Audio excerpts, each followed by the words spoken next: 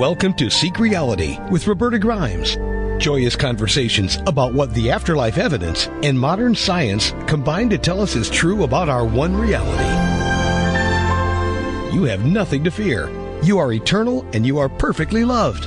Knowing the truth changes everything. Now, here's Roberta. Dear friends, welcome to Seek Reality. Of course, I'm Roberta Grimes, and I'm thrilled that you're with us today. You know, I have the wonderful gift of hearing from many people every day that I've never personally met, but they know me through Seek Reality, through my books, through the wonderful George Norrie's Coast to Coast and his Gaia TV program, Beyond Belief, or just because one of my YouTubes turned up in a web search. They often tell me the first time we talk or email how they found me, but what a gift it is to be able to help so many people. And I do answer everyone. Nowadays, it could take days, but I always will respond. About a week ago, I got an anguished email from a woman who wanted to know how people can do the terrible things they do, even to children, and how God can allow such evil to happen. Her particular focus was on pedophilia, but her question was even broader than how can God allow it. She begged to know not just why God allows it, but how could I forgive it? Could I forgive it? If someone I loved, a child, were sexually molested? I told her I could forgive it, and it wouldn't even take a minute. I couldn't explain in just an email why that's true, but I think it's time that we talk about that. So we're going to talk today on Seek Reality about why bad things happen to good people. And the only guest I could invite to join me in talking about this with you is our wonderful friend, Dr. R. Craig Hogan. Believe it or not, Craig is back for the 23rd time. I can't get over it in 5 years. Craig Hogan is the leading expert worldwide on the greater reality that we talk about each week, which, of course, includes death and the afterlife, but it encompasses so much more. As I'm sure you know, I am obsessed with really figuring it all out now, and not just for me, but primarily at this point for you.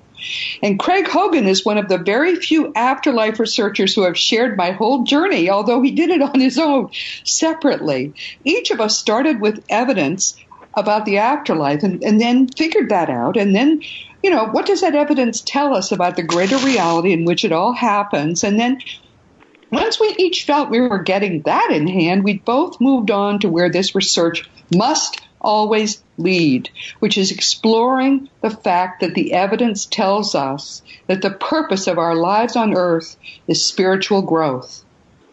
Giving us a place to grow spiritually is apparently the whole reason why the universe even exists. There is no one else on earth I know who has taken this same long journey of research and discovery. And Craig and I wonderfully did it separately. We arrived at exactly all the same places. So, Craig, I guess it's little wonder you and I have shared so many Seek Reality visits. I see you as kind of my only overall go-to expert on everything, and especially on topics as important as this one is. Yeah, I agree with you. Craig, welcome. I'm so glad you're with us again, and I'm very excited about talking about this finally. Yeah, it's exciting, and it is true that we are coming to the same conclusions. And the reason is that we're seeking the truth, and the truth is going to rise to its own level. And so if anybody's open and they seek the truth, then they're going to come to the right conclusions because they're out there. It's when people close themselves off because of religion or because of the religion of scientism, that they then close themselves to reality. They are, in effect, leaving themselves in their own prison of reality. And that prison then is going to keep them bound. They're not going to be able to find those greater needs, those greater goals that they can achieve in life because they are looking for the same things over and over again, and they're coming to the same conclusions, and they're missing the bigger picture, the greater reality that we know is there. That is so true. Until we free ourselves from and you're right, it's a prison. The prison of beliefs we have been taught We have to take it down to zero. I think Descartes said that, didn't he? First you have to forget everything you know, and then you can start to learn what's true. And that's especially true in this area because nobody has it right. Science certainly doesn't have it right. We've talked about that here before. And there is no religion that has even the dimmest clue about what actually is going on. So it's amazing and wonderful that if you do seek, you will find. Jesus told us that was true, and it is perfectly true. What I find, and I think you do as well, Craig, is that Spirit helps us a lot if we're open-minded and seeking the truth. This isn't any voyage anyone will have to take on their own. No, the large part of it is that we have to learn how to be open, that we have to learn how to accept the truths that are coming to us. And so we are spending a time casting off all of the old prejudices and the knowledge that we had that is basically ignorance. Yeah. And then we are accepting what's coming to us. So in other words, as we go into the future, we are then allowing ourselves to open up to the reality that's coming to us. And there are some who say that this world is a simulation, and that the future is where the operators, the patent, the yes. origination is, and that the origination then comes to us. And if we're open to it as it's coming, then we'll receive it. If we're not open to it and we're stuck in one spot, then we're going to miss it. It's not going to be coming to us. What's wonderful is Craig and I are both hearing more and more in the last few years from people who are saying they have given up on scientism, on religions that really are not satisfying, and they want the truth. And we now, because we've both done it ourselves, have been able to shorten for people to just a year or two what has taken us a long time to learn. But, dear friends, if you're just meeting the wonderful Dr. R. Craig Hogan, please give yourself the gift of listening to some of his past Seek Reality appearances. And there he talks about how he came into this field, and he did it actually more relatively late in life, which is encouragement for you if you're only coming to it now and you're thinking it's too late. It's not. But we're not going to talk yet again about his past. What I'd like to do is talk a little bit about his present and a little musing about the future before we get into talking about why bad things happen to good people. Craig, let's talk about the Afterlife Research and Education Institute, or AREI. And it put on what I hear was a terrific symposium in September. But I understand you're going in some different directions now, and I know nothing's formed yet, but do you have some ideas? Tell us, please, where AREI is going now, do you think? Mm-hmm. Sure, and Roberta was part of forming AREI, so she was in on this when we started it. In fact, if I were to say, you and I started this together. Yes, we did. So we were the progenitors of AREI. The Afterlife Research and Education Institute was formed for us to be able to support the people who are out there teaching people about the afterlife and about afterlife communication. Today we know so much more. We know how to communicate. One of the methods of communication now is 98% successful, and people have wonderful, exciting sessions on their own with their eyes closed. And so we know that there's so much going on out there now, and the people who are doing the work need support. They need financing, and they need to network. And so what AREI does is to try to bring the people together. And right now we're focusing on trying to find financing for them. And eventually, as this comes to fruition, then it will change humankind, because humankind is going to mature as a result of knowing that we are spiritual beings having just a short interim physical experience. Yes. And that we can live together in love and brotherhood, and we don't have to try to grab everything out of this life because it's the only life, and we can center on others instead of trying to get everything for ourselves. And all of that will come about as people have these afterlife experiences and they become changed people. So AREI is attempting to help the people who are at the vanguard, who are helping other people to learn how to communicate with their loved ones on the other side. And so what we want to do now in the future, in the very near future, is we want to get financing to them. That's going to be the big push for this year. And we know that we can do it because when people see what is possible, when they realize what we can do to help humankind, then they become very open to it, very open to supporting it in any way that they can. So that's going to be the thrust this year. One of the things I think we've talked about is that we probably won't do more large symposia just because you work very hard and you can only reach a few hundred people, maybe 700, 800, 900 at most. But if we do it right, we really can reach a great many more people. And we're just starting to talk about that now in AREI, which is exciting. Yeah, and there's the Internet has such possibilities. The estimate is that within 6 to 8 years, that 70% of the world will be on the Internet, and that amounts to over 5 billion people. Wow. And since that's true, through the Internet, we can bring all this to people. We can help to make the change in humankind. People can grow up and they can become enlightened and they can find out. And that we have such a hopeful message.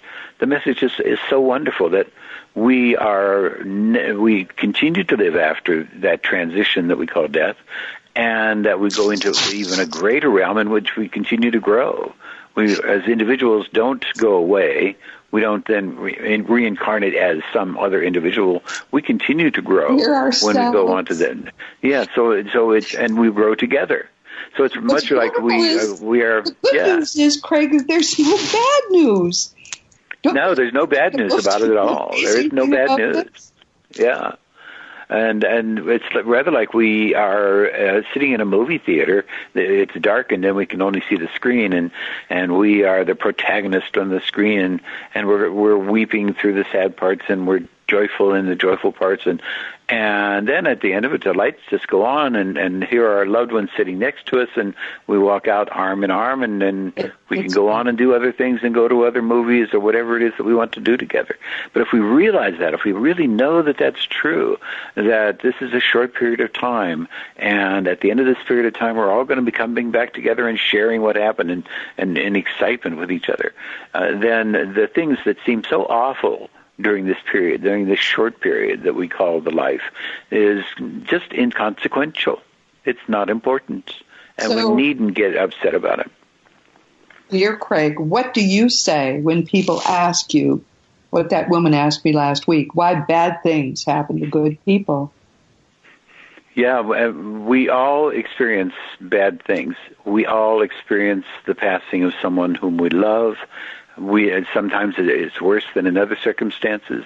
We all experience it. And the reason that these things happen is because we had decided before we incarnated that we needed these challenges in order for us to grow in ways that will have an effect upon us for eternity. And so we decided that we needed these lessons.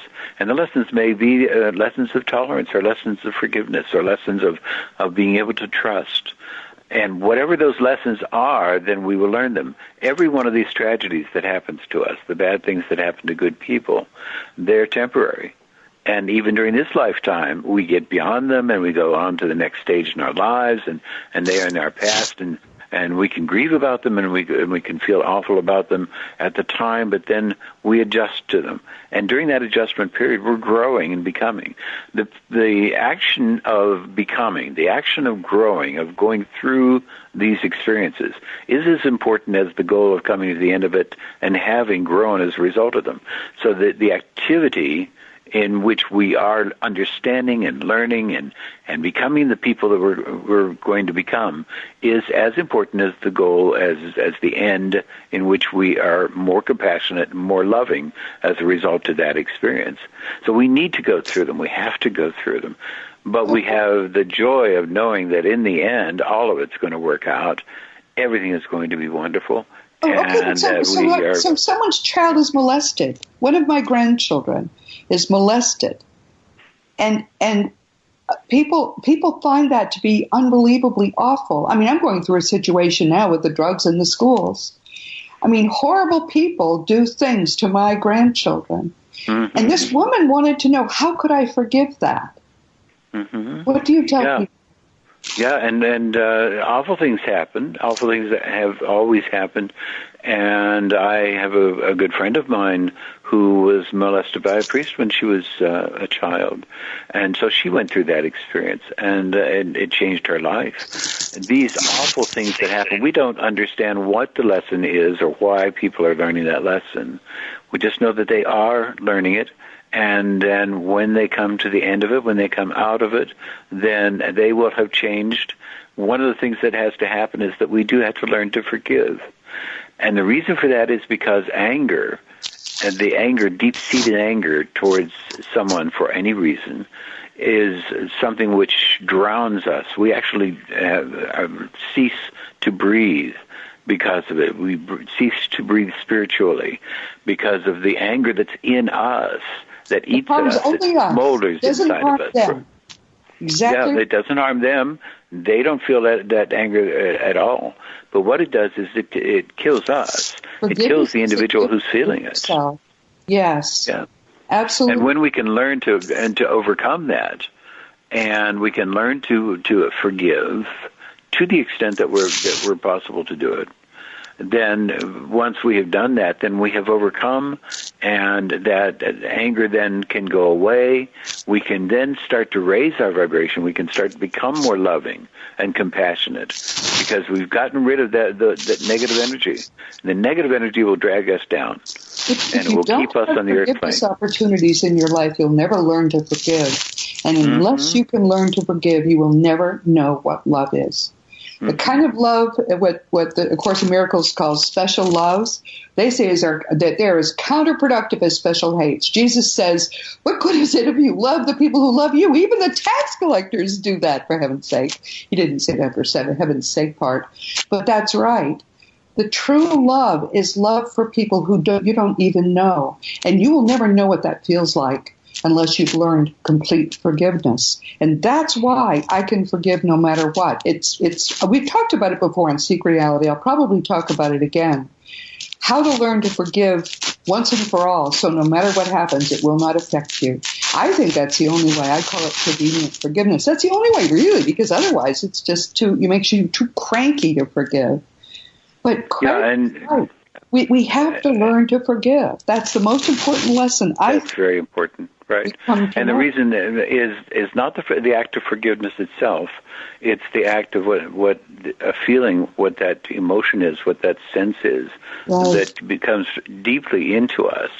And we can look at other people. We can look at people like someone like Dalai Lama. And we can look at a person like that, and we can see the spirituality and the love and the compassion. We know people who are like that. You just look at them and you can see that in them. Yes. And when you see that they have forgiven someone, forgiven the unforgivable, and then you see that they look different to us. We see them differently. We feel that they're different. And the reason is because they are on a higher vibration. They themselves have brought themselves to that point. And we have the choice of doing that. We are the persons who are navigating through this lifetime, and we can make that happen. And when we do, then we become changed people, and the people around us become changed as a result of it as well. Some of the things we ought to mention are just for comfort. You'll hear about people who've gone through horrible tortures and terrible things. We're told that if death is going to be the result, that they're out of their bodies very quickly. Whatever happens to the body does not affect them. And I've actually seen accounts of people who were regressed to those periods, and they're out of their bodies almost right away. Mikey Morgan, when he was in that awful auto accident that took his life at the age of 20, if you haven't read his book, Flying High in Spirit, please do. Everyone loves it. But he said that he was out of his body before the accident even happened. And a lot of people who are in horrific car accidents will say that. I never felt a thing. I looked down and I saw the accident happen. So if it's a comfort to you, if someone you love has had a horrible experience like this that looked painful, according to what the dead tell us, it really wasn't painful. They were out of their bodies as soon as it was possible to get them out of their bodies. Which to me is a comfort, actually. Yeah, when the death is inevitable, when it is going to happen, then they do not experience that. They're taken out before that period of time. We hear that over and over again. What we also hear is that in one instance, this Laurel Parnell, who is a psychotherapist in California who does EMDR, eye movement desensitization and reprocessing, is very well known in the field. And she was doing a session with a client, and the client was connecting with her loved one who was on the other side while sitting in the psychotherapist's office. And as she connected with them, then that person on the other side said to her that they were in a plane crash in which they were killed. And as the plane was going down, they experienced the plane going down. So that part of the experience they had. It wasn't like they were taken out before any of the trauma happened of the plane going down. But they experienced the plane going down and all of the fear and all the anxiety as a result of it. But then they didn't experience the crash. So we do experience it up to that point in our experiences because that's part of our life plan. Yes. To go through that. But then they are taken out before the end of the process. Let's talk about life planning, because a lot of people don't understand that our lives are planned, and if they are planned, that we can we keep changing them with our guides throughout our lives as we learn our lessons. Can you talk about that process? Yeah, it is a process that we have discovered is true. We know that it's true. Anybody who's interested should read any of Rob Schwartz's books. He's written Your Soul's Plan and Your Soul's Gift, the healing power of life you planned before you were born. And what they've done is they've done regressions into the period of between lives in which people have been planning their next life. And they plan it in groups, and they plan it so that whatever is going to happen there is going to teach them the lessons they know they need to learn. And so they make the plan, and then they come into the incarnation, into the world, and the plan plays itself out. And there are exit points. There's some who say that there's more than one exit point, and you can choose them. But you still are the master of your own fate. You are still the navigator. You can choose not to learn the lessons and slack it off, and you will then may learn them again. You may learn them after you leave this transition out of this lifetime. But you are allowed to make those changes and make the differences. People who commit suicide, there are some indications in Your Soul's Plan that people who commit suicide is an option that may happen, but it is an inevitability. In other words, it's a possibility. And there are others who say that it is not, that it truncates. And I suspect it's going to be both. That it's possible to truncate it, but it's also possible that is an option for the exit during that lifetime. But we plan it in between lives. We plan the next life with our guides, with the people who love us, and with the soul group that we're part of. And then we go into that lifetime, and we have the experiences, and during those experiences that we grow. And that's when we become. And the process of becoming is as important as the goal of becoming. So that teaches us, and we know that reality is being created every moment to moment. There is no reality apart from what it is that we're creating moment to moment, but that their experiences, all of the things that are going to be happening to us and who we are consciously, all of that's evolving. So we're helping to evolve who we were in the past right now, and we're evolving who we will be in the future right now. And when we were in the past, that was evolving who we would be in the future and who we are now. And so all of that is evolving, and it's the process of learning to love. And it's the process of forgiving that makes a big change in who we were, who we are, and who we will be. And if that doesn't make your eyes cross, nothing will. But in fact, it's true. There is only now. And we understand that. It's being created instant by instant. Nothing else exists but now. And I have talked in my blog, and in fact, I just wrote a blog post about what God actually is. I think that it's part of the process of understanding how this all works to understand what God truly is. So what's God's role in this? God didn't tell you to plan to have your children all die, right? That's your choice. You planned that, right? Yeah. That is it, but when we talk about God, we are God. We are part of that consciousness, and we make that plan in partnership with the source, with the creative source, that's going to make it all happen, that's going to allow it to all happen. So, but we are the ones who are masters of our destiny. We make the choices. And even though we may wonder why and we chose to do this awful thing or have this awful thing happen, there is a reason for it. And it is something which we will understand later. We will understand when we end up going to the next plane of life, where we'll be able to look back and understand what went on. Just talking about forgiveness and the fact that you can forgive anything. One of the things that will happen after our death is we'll do a life review, and we'll have the opportunity to forgive everyone in our lives. We do that without a thought. What, they killed us in the Holocaust? Forgive them all. But the hard thing is forgiving ourselves. I think one of the main reasons to learn to forgive during your lifetime is that the hardest thing you'll ever do is see how you have affected other people, because that's what a life review is, how you affected all the other people in your life. And then being told now you need to forgive yourself for all the things you did. I should say, too, that one wonderful story is the fact that apparently Hitler's not in the outer darkness. I don't understand why, but a lot of the people who carried out the Holocaust apparently are, and they put themselves into tortures because they're so full of remorse they could never forgive themselves now that they know what they did.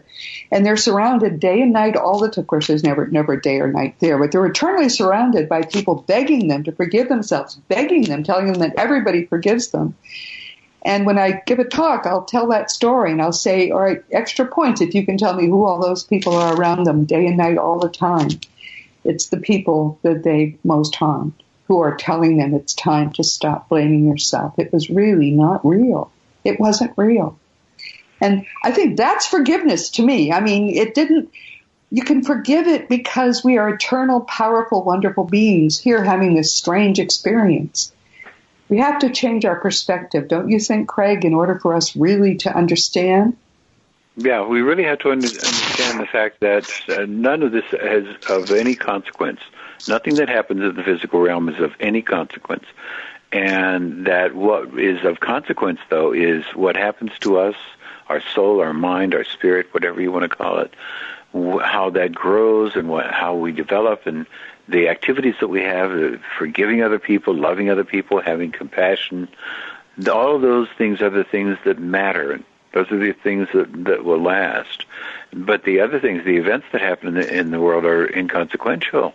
You know, we talk about Adolf Hitler, who had a very difficult childhood, and then was a failure in his endeavors. And that doesn't excuse what he did. But if I knew a good Catholic man who was a very strong Catholic, and he said that what he would do if he had the power was he would take all of the abortion doctors and he would line them up and shoot every one of them. Oh. Now, I don't see any difference between that and Adolf Hitler. Yes. It's only the fact that Adolf Hitler had the means to be able to do something about it. But as far as the anger, the hate, the vindictiveness, the cruelty, all of that is what was inside of that man who had those feelings.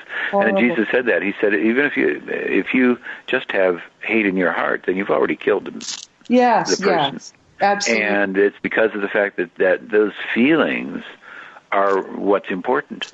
And that if we learn to have love, if we learn to regard other people highly and be more other-centered in what we do, then we raise ourselves and we raise humanity to a higher vibration. Absolutely. And in the process of doing that, then we are helping to change humankind from the past, humankind in the future, and humankind as it is right now. Let's talk about abortion, because that's something which is very hot right now in the news. And we do know something about those fetuses that are being murdered. Mikey Morgan is the latest person I've seen answer this question just a few days ago on AfterlifeForums.com. But it's a question that is answered consistently. Those were planned lifetimes. People carefully planned a lifetime with others, with their guides, and they attached to that body at conception. Actually, the lives are usually planned before conception. They know there's no time there. They know when the conceptions are going to happen. So that is the destruction of a human life. I don't think that there's any question about that, because what the dead tell us is consistent, and common sense tells us it's consistent. I mean, there's no demarcation. So in the news currently, as we're having this conversation, there are actually states that are saying even in the birth canal, a viable child can be murdered at the mother's will. I just think that we need to understand we can't be, I don't want to kill the mother for that, but I think that the truth is important, and we need to help people understand that the harm they do here is not going to end when they die. It's going to confront them after life. There was one woman who died. She must have died more than 100 years ago, and because back when I was reading all of these accounts of people who had died, and they were talking to their relatives. She had like 4 abortions, and this was early part of the 20th century. She told her family she was confounded by the fact that there were 4 beautiful young people who greeted her, who called her mother, who loved her, who had helped her and followed her all her life. These are the fetuses that she had murdered. As far as the child who is going to be born into a body that is a fetus, they are associated with that fetus before the plans are even made. That's part of the life plan. They are part of it. They don't enter it. They don't actually. There is not an entrance like the spirit somehow enters the body because it is separate from the body. But they do plan it so that they know that they're going to be that they would be in that body. Now, if the person has an abortion, then that person, the individual, isn't harmed. So the consciousness is not harmed. The soul, the spirit, is not harmed. It's only something that happens to the body, and that's during the physical realm. The person who was harmed is the mother who did it, because she did something which is going to confront her after she dies, and which she will have a lot of trouble forgiving as she stands there with a beautiful child beside her that was her child. They do not, in other words, die. You can't kill a fetus. So we may as well come up with another way of handling the fact that some people would rather not have a baby. It seems to me we ought to think harder about how to prevent the conception, perhaps. Yeah. What happens, though, that the spirit of that child then simply is born in another body. That's all. So it goes on to another body. The consciousness of the mind or the spirit can't be harmed. So there is no harm that happens to the consciousness of the mind or the spirit. They just go on to another body. No. Yeah, the child is, but the child, if the child is loved by the mother, by the family, but especially by the mother, then that child will then be birthed in the next plane of life, on the next plane that we enter, and will grow up there. And there will be a reunion. The mother and the child will have a reunion there later on. There is always forgiveness and an understanding of what the mother was going through. Yes. So there is no judgment, no condemnation. They are accepting of that this was the way that this was planned. This was the life plan. But as far as the child is not harmed when there is an abortion. The child just goes on and can be born in another, very possibly to the same mother, in another fetus, or is born on the other side. Yes, this is true of miscarriages too. Many women miscarry. That was a real child, but very often those miscarried babies will be later born to the same people.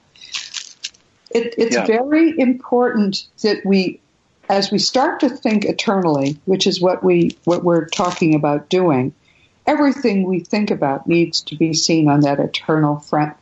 Frankly, I don't know about you, Craig, but when I really got it, I started to clean up my life hugely because it started to matter, every small thing I did. I was a horrible driver, for example. I was a very aggressive driver.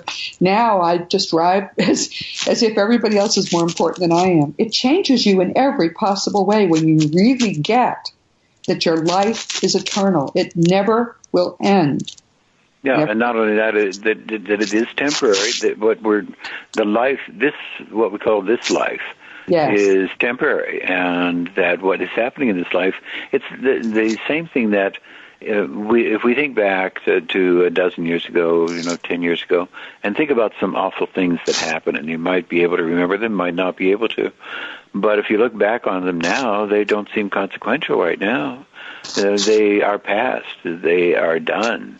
And it's the same way that our lives, these short, brief interludes in our eternal life, are going to be over, and they're going to be finished, and all of the things that are going to be happening are going to go away, and everything we own, and all the people that we spend time with, and they're going to be with us on the next plane of life, and they're not going to be in this life. So everything in this life is transitory. This is all just a dream. And what's important is who we are that we carry into eternity. And that's through the love, through the compassion that we have, through the ability to forgive, to not judge. We must not judge, and to allow people to be what they are, and to be other-centered. That carries on with us into the next life. What we have found is that really, if you take only the teachings of Jesus, not the other stuff that's in the Gospels that was added later, if you take just those teachings, it's probably the handiest short course there is in how to grow spiritually in this lifetime. That's my book, The Fun of Growing Forever. It talks about how to use those teachings that way.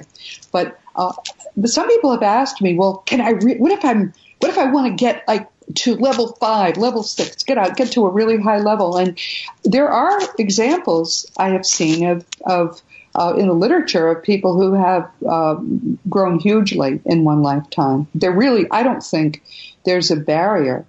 It's not easy. It requires that you make that your life's focus, but you can grow tremendously in one lifetime. And a lot of that depends on the society. Yes. It depends on people around you, too. Right, yeah. Because that's the jumping off point. So that in a society that is more spiritually mature, then the person begins with, they're like on a springboard. They're already up in the air, and they can go further. In a spiritually immature society, in a backward society, then it's much more difficult for them to rise out of that society. But it is a choice that they've made. I mean, we've all made the choice to be in this particular time in Earth's history with the people who are around us. And we've chosen this because it's a crucible. And right now there are people of all levels of spiritual maturity or immaturity. And we are in the crucible with all of these people, and it's because we need to learn lessons from people at all levels, from people who are spiritually mature and from people who are spiritually immature. Do you have advice for people who say that they can't forgive something really awful? Because I've heard so many people say, I could forgive everything except I could not forgive that, whatever that was. How do you forgive something that's unforgivable? Yeah, and it's very difficult, and that may not be possible during this lifetime. But the important part is not the goal of having come to the point of being able to forgive everything. The important part is the process you go through. And every one of us is at a different stage in our process. So some people can't forgive very much, or they can't forgive certain things.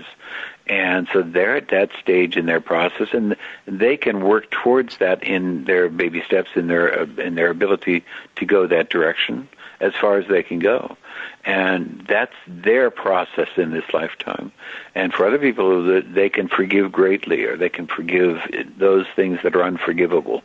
And they are at another stage. They're in another process, and they're going to go from that stage in baby steps, the next stage up. And so every one of us is in the process, and it's the process that we not only are going through ourselves, but we're helping other people to go through. So that as we go through the process, we're engaging other people in the process with us, and we're helping them, and they're helping us. So all of it is a partnership, and the creative force, our guides, the helpers who are on the other side helping us, all of them are helping us to grow, and the process of growth is what's important during this lifetime. Everyone listening, you can see the difference. Craig is a really doting father. He encourages people tremendously. I'm more like the mother who says you have to eat your peas or you will never grow up healthy. I'm a lot stricter, and I think, Craig, when we talk, people can hear the difference between us, and that's really fun. I really think that's a lot of fun because there are different approaches. Everyone, it's time for all of us to do what we can do to learn the truth and then to live the truth. And there are many ways to get there. Your way is your way. No one can ever tell you that you're doing it wrong if what you are seeking is the genuine truth. One of the suggestions I have is that Craig has written a fantastic book that covers really a lot of what we talk about on Seek Reality. It's called Your Eternal Self. Your Eternal Self. It's so good and it's so basic that I actually keep copies around and I hand them out to people if I see them that kind of need them. Craig, can you share what your website is so that people would know how to find you? Sure. I have 20 websites. And is there one that's a key? Yeah, but you can go to youreternalself.com, and that is a website where the book is published. Your Eternal Self is published, but I've also put the book online so that anybody can just look at it when they want to. They don't have to pay any money for it, because it's really important that people understand these truths. So I would say that the website to go to is youreternalself.com. And if you're interested in knowing about what it is that we are doing in AREI, then we do have a website. It is afterlifeinstitute.org. And our research that we're getting funded, if you want to see what it is that people are doing at the cutting edge of this work, it's afterliferesearch.org. Wow. And I would invite anybody to get on that website, and if you have any ideas to help us to get the funding to help to change humankind by assisting these people who are at the vanguard of helping people to understand the afterlife and afterlife communication, then I would love to see you get on there and see if you come up with any ideas for helping us with the funding. Well, I will make sure that we have this all posted in the chat room next week, and it'll be part of the description when this becomes a podcast, so that you'll have these websites. How would people get in touch with you if they say, "I just got to hear from this guy. I got to talk to this guy"? Oh, I would invite anybody to get in contact with me. You can get in contact with me at r.Craig.Hogan at afterlifeinstitute.org. And go ahead and send me an email. Yeah, great. No, I hear from people all the time who have heard this or that from Craig, and it's probably true the other way around.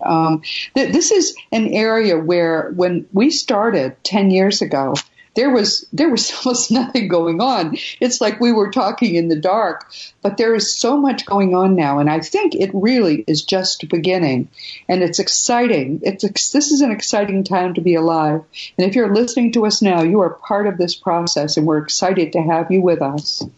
Craig, it's been so good to have you here. I'm delighted. I'm sure number 24 is not far away. Good. We'll be doing I look forward to it. So consider yourself hugged. And everyone, this has been Seek Reality with Roberta Grimes. I'm really glad you could be with us today. Please never forget that you are a powerful, eternal being. You never began and you never will end. And when you really understand that, it's going to change everything in your life for the better. Next week, we're going to talk with David Allison. David is a software engineer, a consultant and entrepreneur who lost his 24-year-old son in an auto accident in July of 2016. Now, we've talked with other bereaved parents on Seek Reality, and in each case, I think it's very instructive to see how people use, as we've been talking about today, use what is a devastating experience to grow. The loss of a child is thought by many people to be the worst thing that can happen to us. And, of course, nobody really dies. All of these parents have heard from their children or in contact with their children. I mean, Mikey Morgan and his mother talk all the time. The loss of a child is awful, but you will see and hug again all the loved ones, as Craig said, who have gone before us. And although parents want to keep their kids safe, isn't that really the problem? You feel you've failed them. I should tell you my personal story. I came within one heartbeat of losing my oldest, and she was 21. She had the same kind of traumatic aorta rupture in an auto crash that ended Princess Diana's life. They told us when they took my child into surgery at the age of 21 that she had less than a 1 in 10 chance, 1 in 15 chance of survival. And it was a very long night before we knew that they had saved her life. So I can, to some extent, identify with bereaved parents. I know how that feels. I mean, you feel helpless. But still, these are all part of our spiritual growth, and we need to understand that nobody ever dies. I enjoyed David's book. It's called Finding Davy, and he talks about a lot of things, including how Davy really knew this was coming, and how they, reconnected, how it became okay again. Now David Allison devotes his energies to mentoring and assisting other parents who have lost their children. Of course, this week we've been talking with our wonderful friend, Dr. R. Craig Hogan, here for the 23rd time. Dr. Hogan has been helping me to help you better understand what the afterlife evidence tells us about why bad things happen to good people. And no, it's not God's fault at all. We planned the pain because just as you plan going to a gym and it's going to hurt a little bit, but it's going to be great later, and nobody ever dies. You and I know that, of course, but our loved ones who have gone before us really are waiting there, are helping us. I have a friend who's right now talking with a medium about how she's being helped by her loved ones on the other side. She just texted me about how wonderfully that is going. There is nothing but love forevermore. We will be out of this place so soon, and so let's use it as best we can to grow spiritually. As you know, my nonfiction books are Liberating Jesus, My Thomas, The Fun of Dying, The Fun of Staying in Touch, The Fun of Growing Forever, The Fun of Living Together, and soon The Fun of Loving Jesus, of embracing the Christianity that Jesus taught. The Fun of Meeting Jesus is a book for young kids, and you can order all my books, of course, through bookstores or on Amazon, and the adult books are available in audiobooks. If you want to talk about any of my books, or if you really want to talk about anything at all, you can contact me through robertagrimes.com. I answer every email. It could take a few days, but I do. So please make sure you give me your correct email address, because otherwise I get really cranky if I write a long email and then it bounces. Past episodes of Seek Reality are available in a lot of places: webtalkradio.net, Real Revolution Radio, iTunes, iHeartRadio, and the wonderful people at Dream Vision 7 Radio. They have a whole family of terrific radio programs. You can also get a Seek Reality app, believe it or not, and you can find it for free in the iTunes App Store. And I gather, and if this isn't true, let me know, that it just updates every week. If you ever wonder where we are right now, I'm going to be doing this until I stop breathing. So just go to robertagrimes.com and click the radio tab. And if you enjoy these conversations, you might want to check out my blog at robertagrimes.com. I use it to work through some of the issues we talk about here on Seek Reality. And I'm amazed to say that some people tell me now they wait for the blog post each week. Oh, my goodness, the pressure. But I love it when I hear from people who tell me that I've helped them with the blog, with Seek Reality. I love each of the people listening now. And please know I love you very much. Meanwhile, this has been Seek Reality with Roberta Grimes. Please enjoy and make the most of this coming week in our one reality, knowing that you are a powerful, eternal being, and you in particular are God's best beloved child.